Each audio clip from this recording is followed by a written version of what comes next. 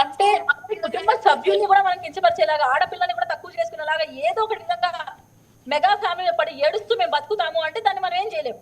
అంటే ఏడమే మా బాధ్యత. అట్లా చిరంజీవి గారి పైన, నాగబాబు అన్నయ్య పైన, పవన్ కళ్యాణ్ గారి పైన ఏడ్చాలి. ఈ చవటలకి సన్యాసులకి ఏమైనా కుటుంబ వ్యవస్థ గురించి తెలుసా? నాకు అర్థం కాదండి. నేను అంటున్నానని కాదు, కానీ నిజంగా చవట్లయితే ఇలా మాట్లాడతారు.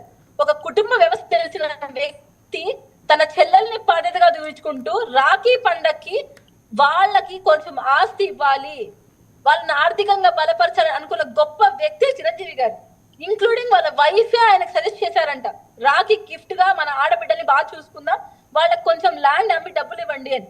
అండ్ దాని తర్వాత తమ్ముడి విషయంలో తమ్ముళ్ళని ఎంత బాధ్యతగా ఆయన సాకారు, పెంచారు, పెళ్లి చేశారు, ఇండస్ట్రీకి తీసుకొని వచ్చి వాళ్ళకి బాధ్యత కల్పించారు. ఈరోజు వాళ్ళకి పెద్ద స్టార్స్ గా ఉన్నారు. దాని తర్వాత థర్డ్ జనరేషన్ మనం చూస్తున్నాం, రామ్ చరణ్ గానీ, అల్లు అర్జున్ గానీ, ఇలా ఆ జనరేషన్ ని ఆయన సక్సెస్ఫుల్ గా నడిపించారు. దాని తర్వాత ఇప్పుడు మనం చూస్తే కూతుర్లని, మనవరాలని, ప్రతి ఒక్కరిని ఆయన కేర్ టేక్ చేస్తుంటే ఆయన్ని కూడా క్రిటిసిజం చేస్తున్నారంటే పడి ఏడ్చడం అని, అక్కస్తో మాట్లాడడం అనే చెప్పాలి మనం.